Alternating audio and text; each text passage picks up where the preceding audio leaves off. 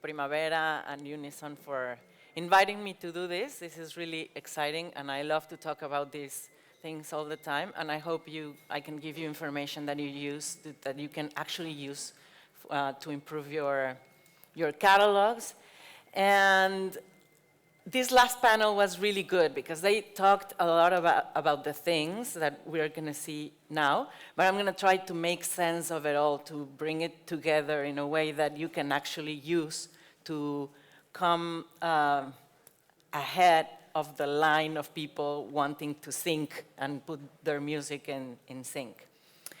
So can we see my computer, the presentation, please? So this is going to be the talk about. Like the presentation said, we don't have superpowers, and this means we have very limited time to do everything that we have to do as music supervisors. We tend to think that we are only listening to music and putting it into scenes, right? But we have a lot of things to do.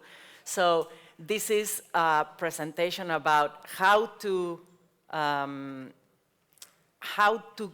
come closer to supervisors who are not able to listen to all the music that we would love to listen to, and being ready when the opportunity comes. So what's our job about? And they said that, yes, we choose music for scenes. And we would love to be all the time listening to music, but in fact, we are also reading scripts and coordinating score. I'm gonna stand up. And doing research and licensing and coaching actors sometimes, and coordinating production and managing budgets and egos sometimes. And filling out forms, like Paulina said about the cue sheet. You don't want to see a cue sheet in your life, believe me. It's like, and obviously improving metadata and always looking at metadata. This is super important. It's one of my favorite words in the world. And managing files and doing PR and coordinating deliveries. We're doing a lot of things, and we tend to romanticize our jobs. But we are more like always in the computer, reading agreements, drafting, doing negotiations, than listening to music. We listen to music while we are drafting emails and contracts. So this is the thing. We don't have time to do a lot of things.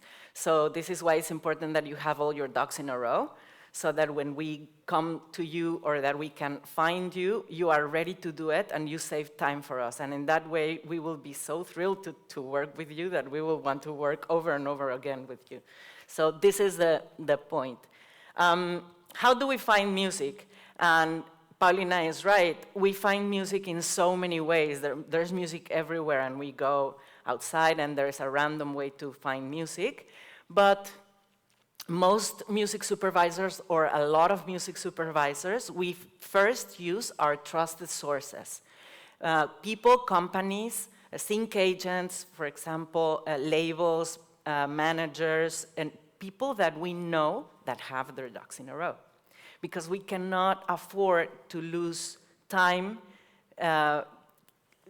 searching for a song that we love and then finding out that is not available there. It is super frustrating when you find something that you really love for the scene, and then you find that one of the composers just doesn't read emails, for example. Or they don't have their split sheets. They don't get together and agree on percentages on how to, and they don't register the song, so you can't use it.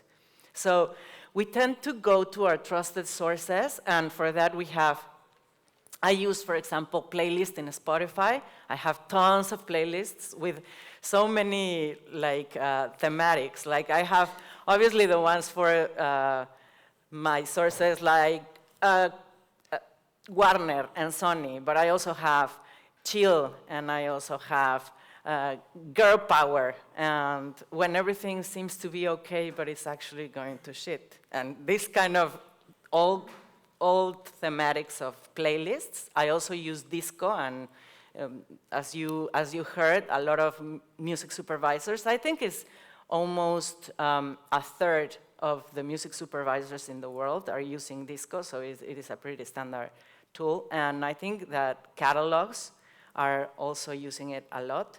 So I have playlists there, and it's really useful. So this is my first go-to, the trusted sources. If I can't find what I'm looking for there, then I ask for recommendations. I ask my trusted sources to recommend someone who is trustworthy to bring music. So I start broadening my contacts, right? And I start reaching out a little bit further. And I trust that they will recommend me with people who actually know what they're doing and know what we're talking about. Then the third circle would be the targeted research. For example, I am looking specifically for music of the 30s that was recorded in Mexico that talk about this, and ballads. So I go specifically to the playlists in Spotify or other platforms like Paulina said, everywhere. And then I go to search for something super specific. And then I don't mind that is not, I don't think about if it's from a trusted source or not. I am looking for that, specifically for that. So I go super targeted. And then, by chance, like Paulina said, you are in a restaurant and you listen to something and, oh, this is perfect for this, and then you Shazam it, and this happens a lot because we are surrounded by music 24/7. So yes, we do discover a lot of, and in events like this is a perfect moment to present music and to listen to music and to discover and to connect and to start making a database. As well, I am a music supervisor, but I'm also a Virgo. So I have a database, and I am always putting information from people that I meet in these places, and I have that. And that would be my research in recommended by the source or targeted research. I go to that database, and I start searching for that, and oh, yes, I met this person last year in this event. So that's. Okay, so this is going to be super important all through the talk, the metadata. And we need to think about metadata to be, metadata is information about information, okay? So music is information. And what kind of information we're talking about? It has to be consistent information all through your media, all through your channels of communication, all through your, like, everything has to be consistent. I don't know if you were here yesterday in the metadata workshop, but Chloe explained how does it work for royalty collection. And it is those are like spreadsheets and forms that you have to fill out with a lot of information regarding ownership and who owns what on your song. And we're going to talk about how to translate that information into the files and into emails and social media and your website and everywhere, so it's consistent all through. And we're going to talk, yes, about files, MP3s and AIFs, and these are the two types of files that support metadata. Waves don't. You have to have ready waves in case they need them, but for these purposes of controlling your catalog and sharing it to music supervisors, we're always going to use MP3s and AIFs. Sorry. Sorry to the chair. And then, okay, so in websites, social media, emails, and streaming platforms, because these are the information that I will have. So everything that I see, I have to recognize that comes from the same person, from the same artist, from the same catalog. So we're going to talk about visual information, that's super important, graphic information, about basic information about the work, like the title, who is the artist, if there's a featuring, what's the album, information about the right holders, and always we're going to talk about these two sides, the composition side and the recording side, who owns what. You have to be clear on that. Keywords, describing words. On the last panel, David and well, all of them, they were saying how important it is to know how to describe your music. So it is really important to have the keywords, and per song. It's not a thing of in general, my music sounds like. That's really good to have, obviously, but you need to think about each song.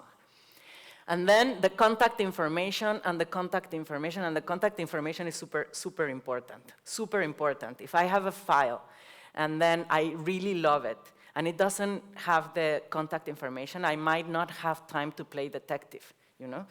Sometimes I fall in love so bad with the song that I actually go and play detective, and I'm Googling and calling people, do you know this artist? But who was saying, remember that Paulina told us that for the last season of Elite, she cleared 90 songs? So you might get an idea. If she's clearing 90 songs for a show, that might translate in double or more licenses, because she has to clear publishing and master. So you're talking about her having to deal with no, I don't want to know.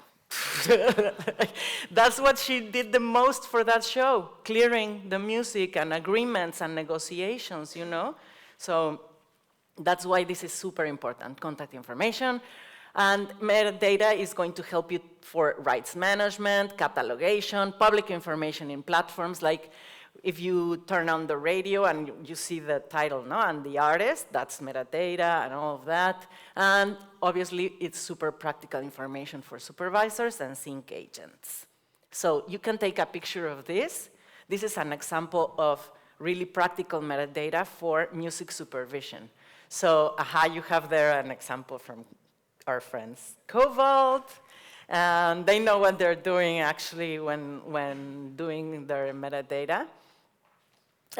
So this is, I used Apple Music. It's free. It's really easy, simple to use. That's why we tend to use it.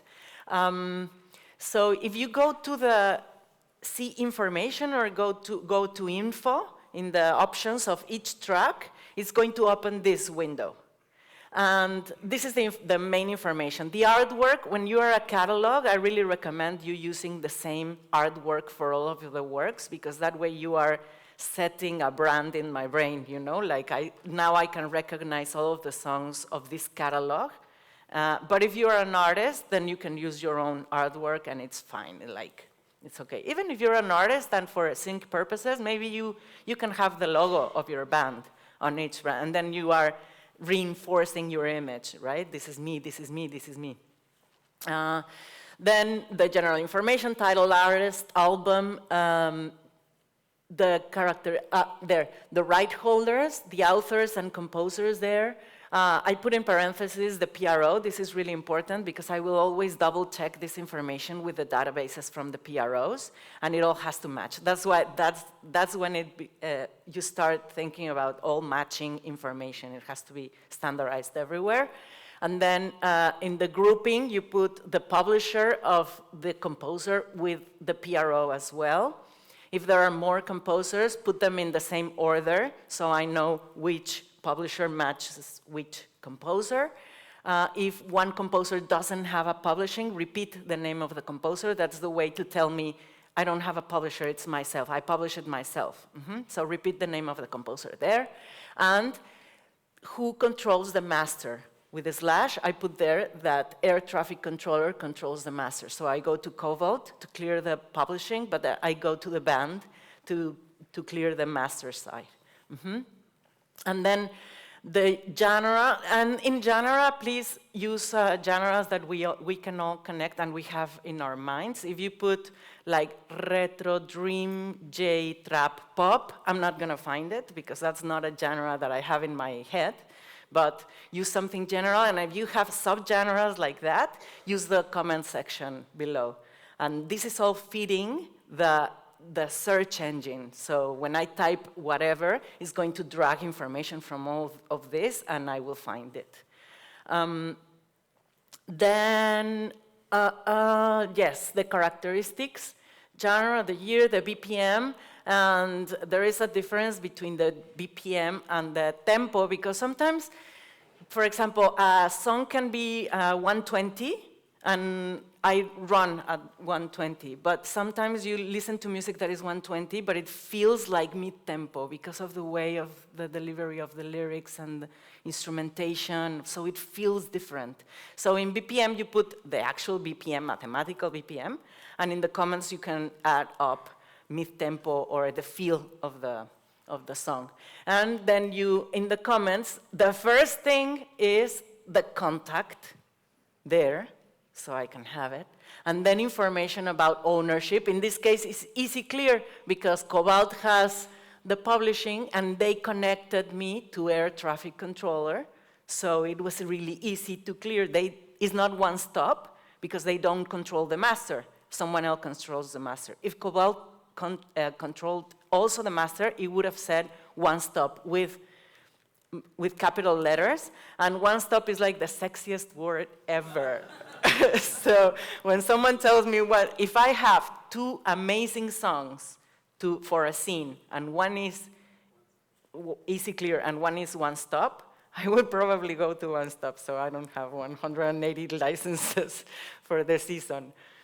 And then all of the describing words with, for example, their related artists. This is important because sometimes I type something like Sinatra, romantic, you know, like that. So this is what we have in our head. And lyrics. Lyrics also feed the search engine. If it's not in English, translate it to English.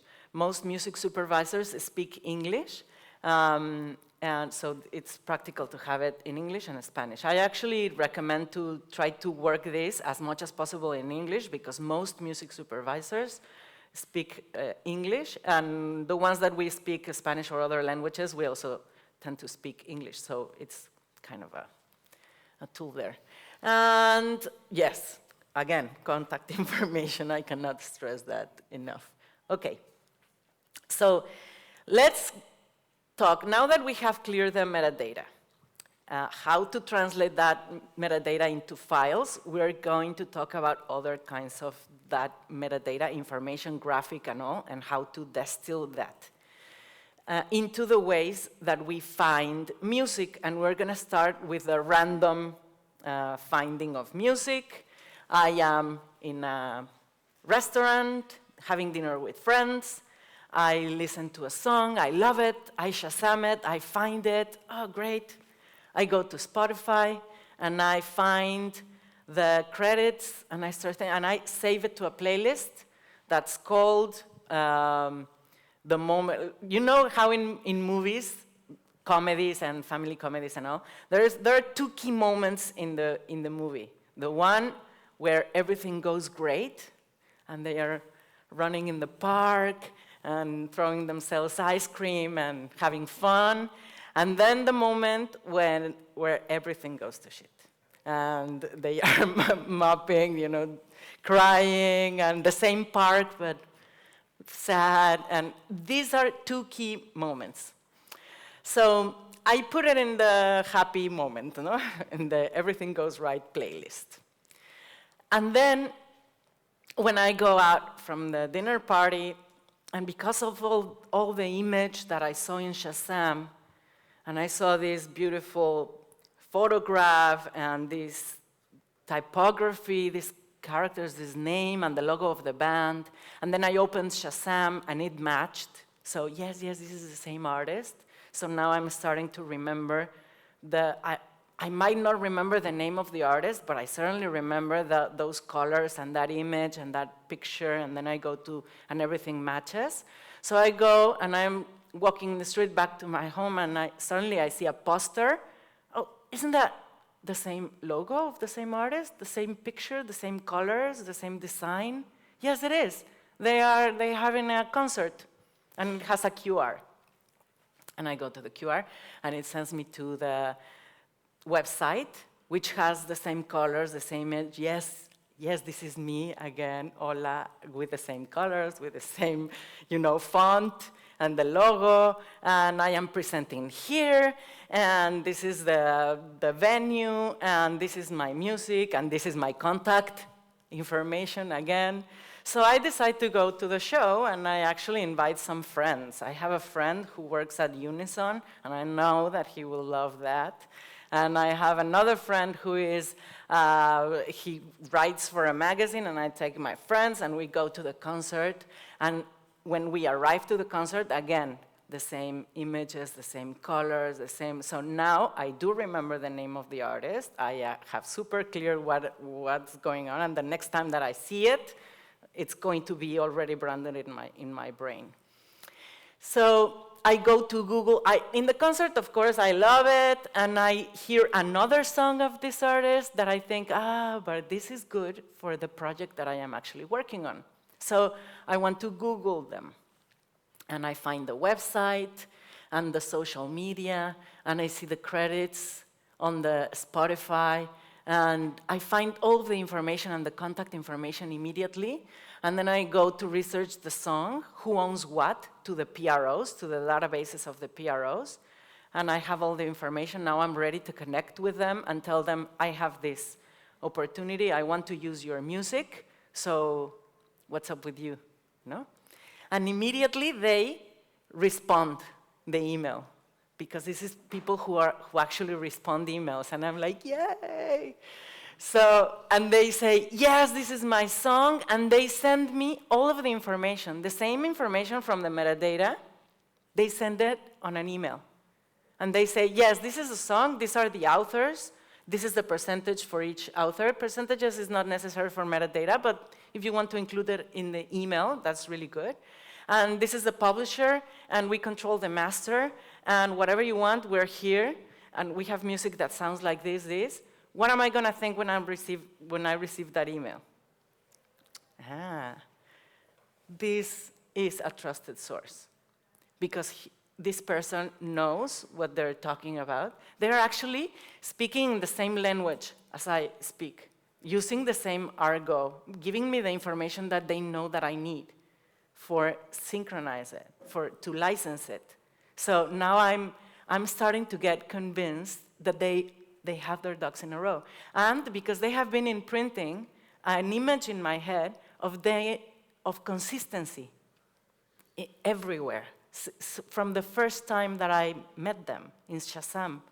And this is how you transmit the message of I am reliable. And this is what you want to be for the music supervisor. That's where it begins. The other way to find music is with the targeted research. And again, targeted research, it's are those searches that I was telling you about these playlists and going directly to find something, and then I want to Google and I want to find the contact information. And again, if they respond with a clear image, with a non-expirable link to their music, because how many emails do you think a supervisor receives every day between licenses and pitches from music, that people who want you to listen to their music? We are not able to not even open the emails, but I do save it all. So every time that I receive an email with someone sending me music, I save it in a folder called music. So later on, when I type keywords on my Google Gmail, they will come up, and I will find those emails. And if it's 3 years from now, I want a link that works, right? I have licensed music that was sent to me 3 years before, so it does happen. So non-expirable links, do not attach files. That's not cool. So I actually erase emails that have attachments. It's not practical, but links, and with the information of right holders. And again, immediate response, complete information, document, yes, yes, yes, yes, everything is telling me yes, yes, this is the right way, this is the way. Okay.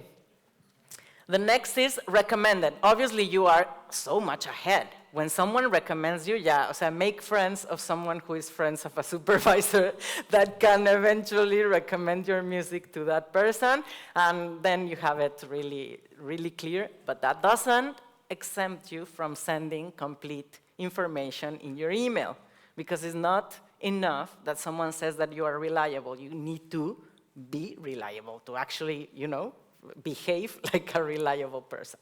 So send all of the information again and become a trusted source. And we are now going to talk about how to write an email. And the famous elevator pitch that you're going to use like in some minutes out there during the networking session. A brief intro. I am Paty Carrera. I am Mexican, but I live in Tenerife because I fell in love. I work in music supervision. I do mainly films and TV and series. My staple as a music supervisor is vintage music from the 20s to the 70s, 80s. And I love cats. And I own my cats.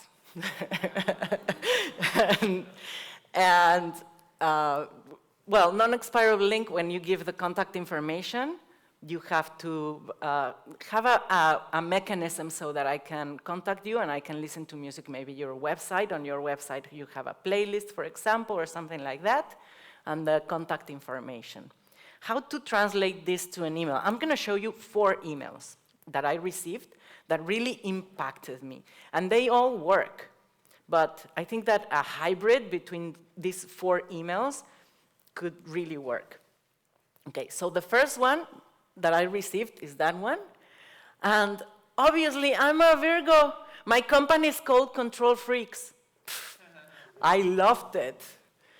Like this person, do you think this source is reliable? Do you think that this person will not be sure about who owns what?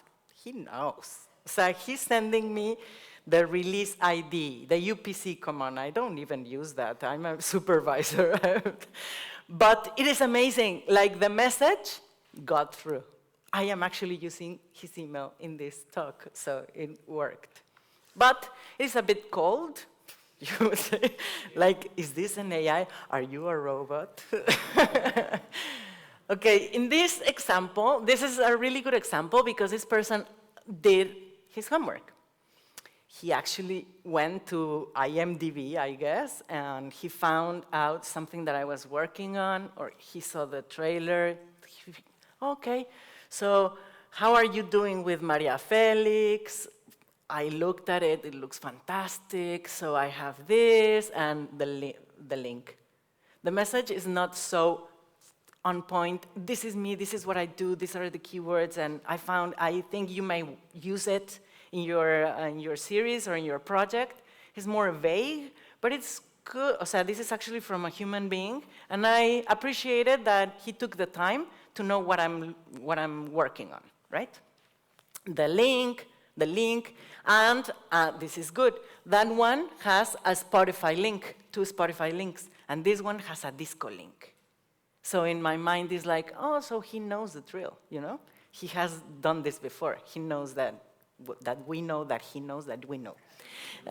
And then descriptions of the song. So this is a really good email. Okay. And it says, good.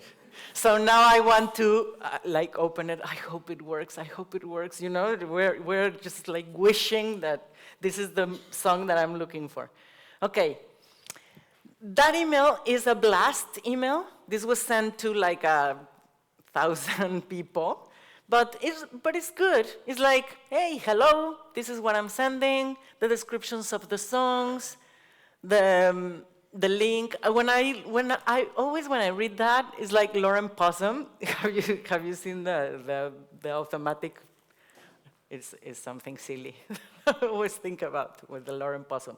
But so the descriptions of the songs and all, and this works really good. But this is a blast email. It's not specifically for me. It's not thought for me as a music supervisor, personally. And this is my star. I think this is really good. First, the title of the message, the subject, says, one-stop public domain Christmas song. Yes, I want to license everything from you. I hope I love the music. O sea, this is super assertive, you know? And when I see the email in the bunch of emails that I have, it stands out because it's super clear. It's super assertive.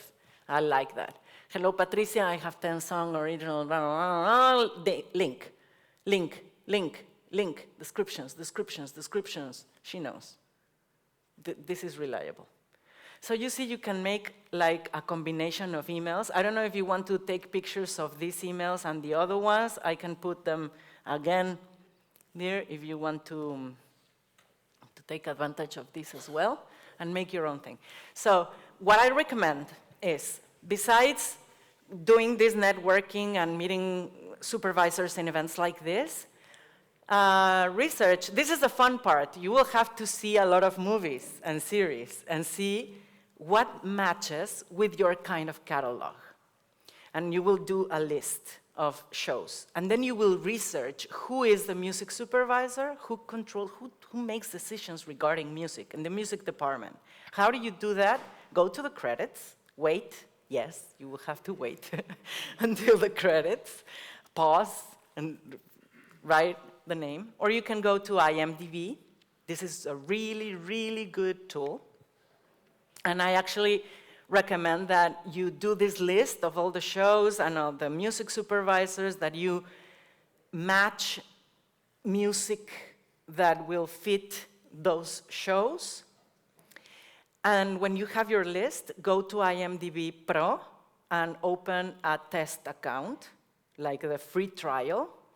And this will give you access to a lot of information from music supervisors.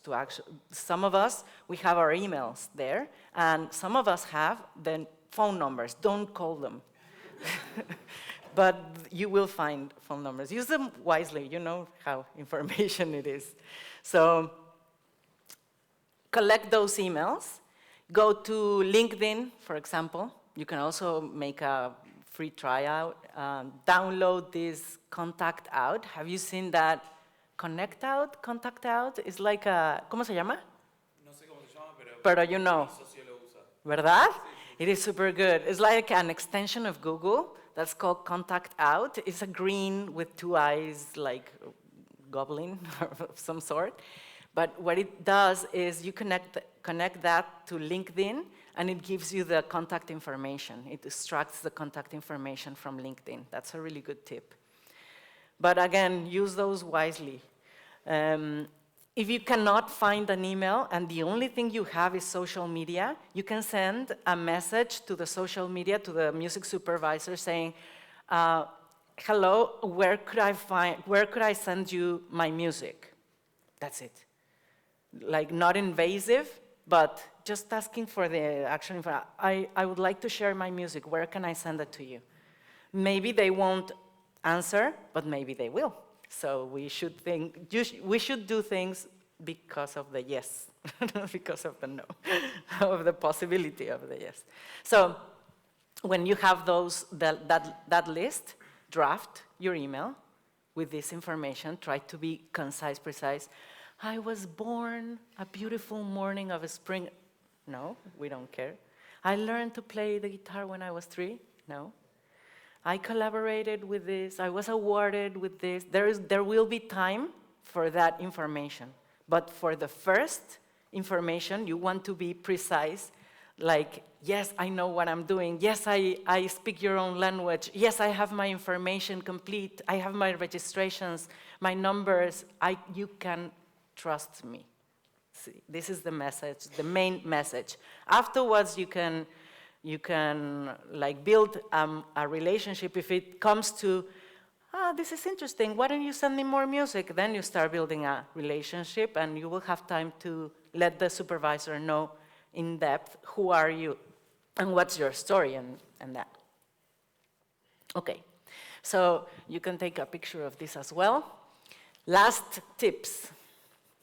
It's in Spanish, I'm sorry. I will translate. So, protección de marca, protect your brand as well as your name, the name of the artist. So do it as a brand and look for the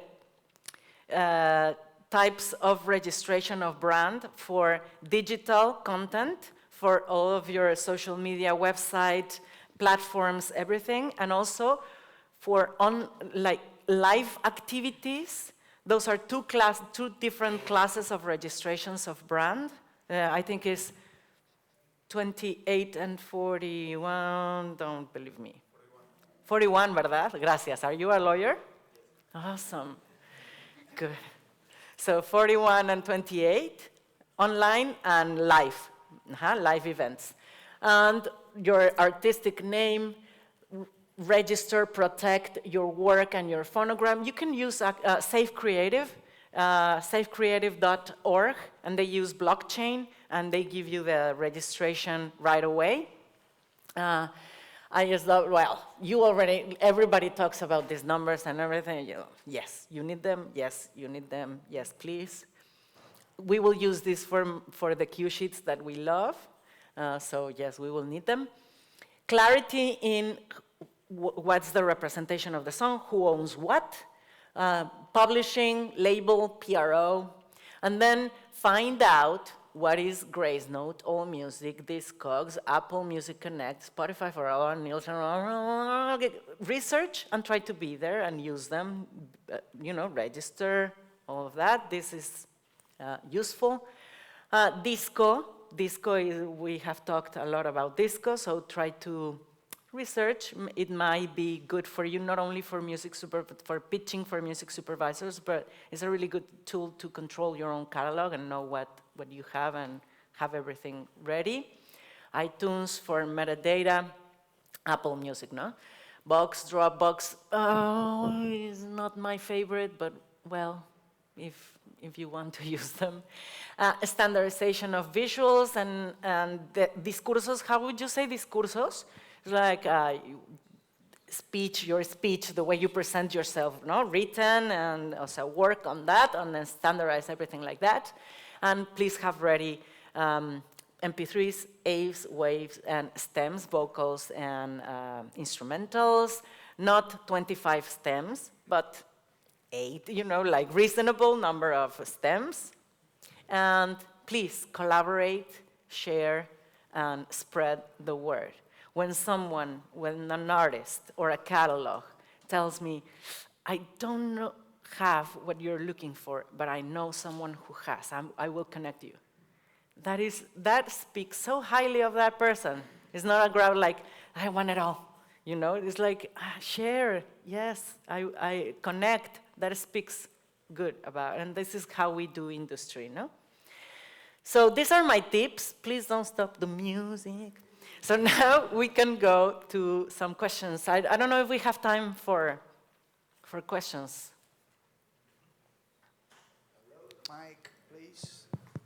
Here we go. Yes, we have time for questions. So, Perfecto. questions. Question time. Who would like to ask something to Paty? Was it all so clear? I did it. How are you? Where?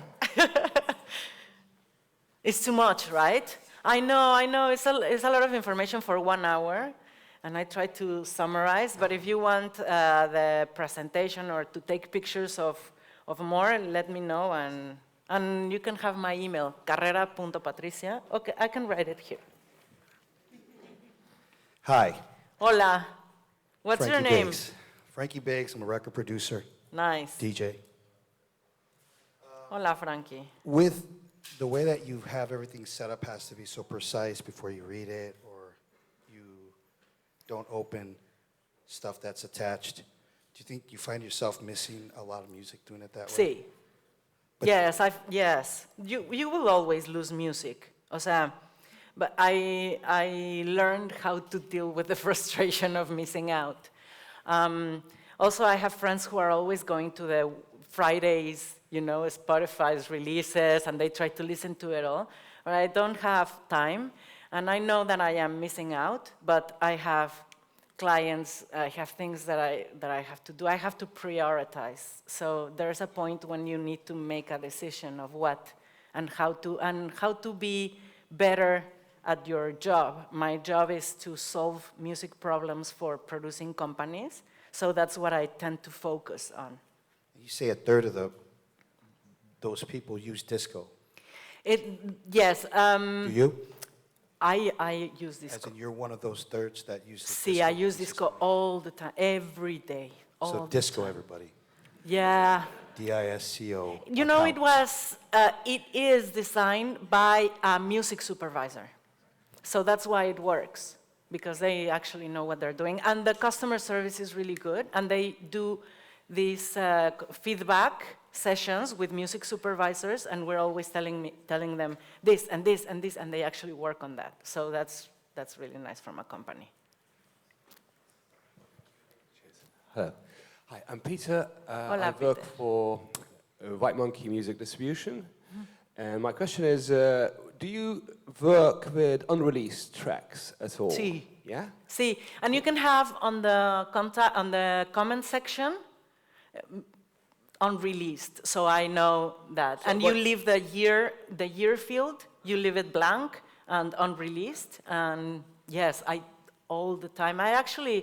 Mark is not here anymore. If you go to the networking session, I can introduce you to Mark as well. He works in pop-up music, and they are sync agents, and they have a lot of unreleased catalog, a vintage unreleased catalog. And I do work a lot with those. De nada. Can I do one more? Or you have someone else? Sí. So since I have the mic. So I was just wondering, when you find a song and it all fits and you are searching for the right holders, when do you get to a point where you would say, okay, I'm definitely 100% sure I've got all the right holders covered here? Especially on the sound recording side, I think that's a question. Sound recordings are easier than publishing. Unless it is urban reggaeton, you know, they get together in an auditorium to make one song. It's like, and each of them has a piece of the master and a piece of the composition. It's insane. But most of the times it's really clear, and I try to cross information between databases, and that's basically I've never asked for certificates of registration. That's where you were going, right?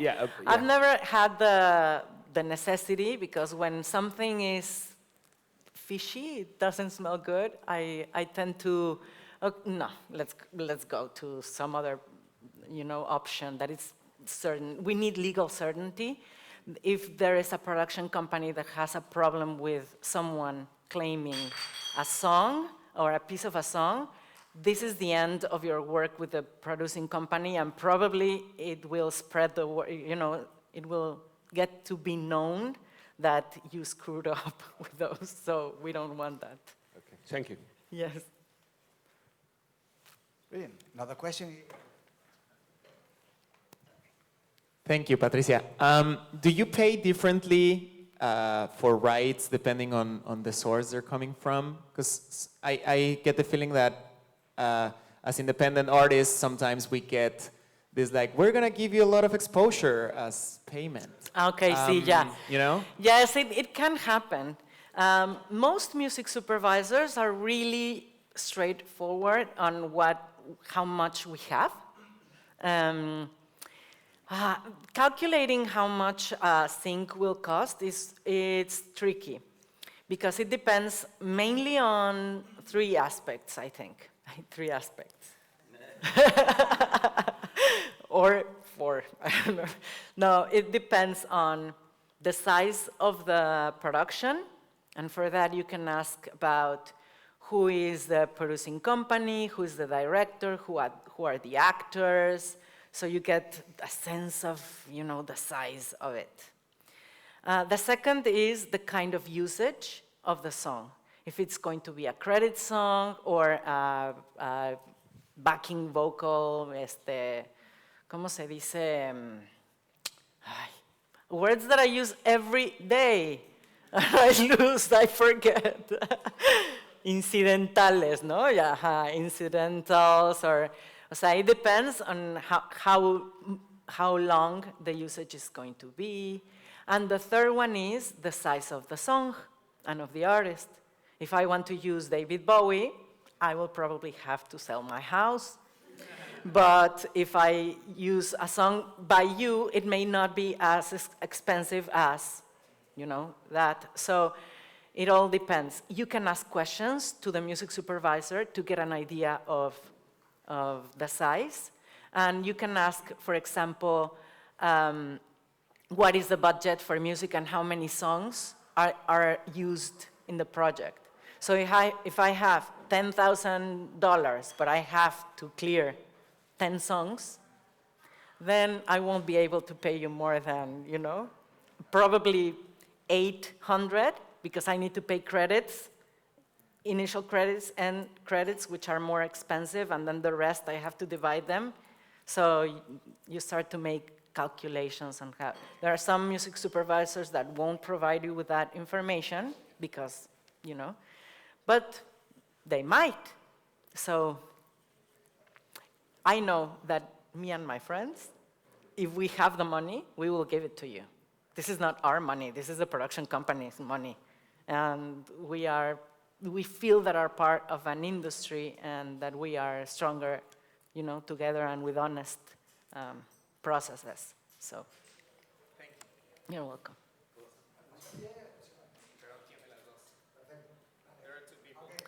Please. Please. Okay, ladies first. Hola. Hola, my name is Lydia. I'm a product manager at Bridge Audio. ¿A dónde, perdón? I'm a product manager at Bridge Audio. Okay, Bridge. Bridge. Yes, we use Bridge. Yeah, you for do the too? listening session. Yeah. Yes. So I hear a lot about Disco. It Sí. seems to be a great tool. Could you tell us a story when maybe the tool wasn't doing the job for you, or when you struggled with that and what you did to... When it didn't work, Something that you struggle with that to achieve your goal. when not so much about the platform, but the user. It's all about how we use the tools, because the platform is what it is. So if you don't take advantage of all the tools that are there for you, if you don't complete your metadata, that's a problem for me. I have a lot of music in Disco that doesn't have metadata because I share my link to the direct pitching. There is a link in Disco to my own inbox. So if I give you that, then you can send me music without me even knowing. Like Disco tells me, someone sent you music, and I'm like, yay. And then, but if you send me music and it doesn't have metadata, then I erase it.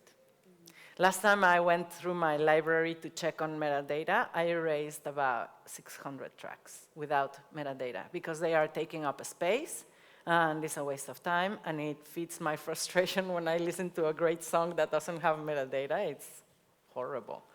Mm-hmm. So. Thank you. Talking about metadata, I was going to ask something else probably after this question. The process to include this metadata is, like you said, for example, using Apple Music, like we used iTunes, like I remember like 15 years ago. I know. See, I'm from the 77, so yes. Yeah. And that way all the tracks will have the metadata you want to have, and I can send my music to your Disco inbox. Sí, exacto. You use Apple, and just make sure that it doesn't duplicate the file. Sometimes it does. So you go to the Finder and type the title of the track, and if you find two files, if you have two files, delete the one that doesn't have metadata. Sometimes it does that, it duplicates. But for me, using Apple Music is better for completing metadata than Disco, because there is a limit in characters. There is a lot of really detailed specifications about metadata, but there is a limit in characters. And you have that limit in Apple Music. That's 255 characters for the comment section. The comment section, for me, is the most important section overall. A song can miss a title, an artist, but if it has the contact information in the comment section, claro. Like, I think this might not be a reliable source, obviously, if it doesn't have anything but the contact. But if I'm in love with the song, but yes, that's why I use Apple Music. So thank you. Sorry, I know you had another question, but we're going to be around. You will be able to ask Paty or us. We're not going to leave, but we need to finish now, so apologies. Yeah, sorry. Thank you so much, Paty. Thank you. It was a pleasure. I hope it was useful for everyone. I'm sure it was. And now we're going to celebrate a little bit. We have a little bit of food, beers, water over there. And we can stay here or just go to the room next door to just mingle, meet one another, and prepare ourselves for this afternoon. We're going to have at 5 o'clock, we're going to do the listening session where 8 right holders, composers or catalogs are going to present to 15 music supervisors. Many of them will be here, some of them will be remotely connected, but you will be able to see how to basically people pitch their music to the supervisors.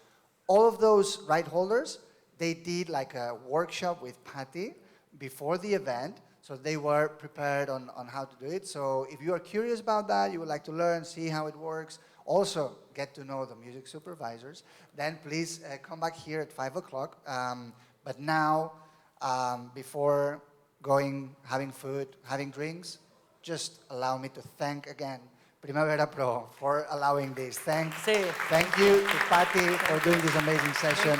Thank you. Thank you to Interstellar Music Group, and thank you to Too Young for also making this possible. Thank you, all of you, for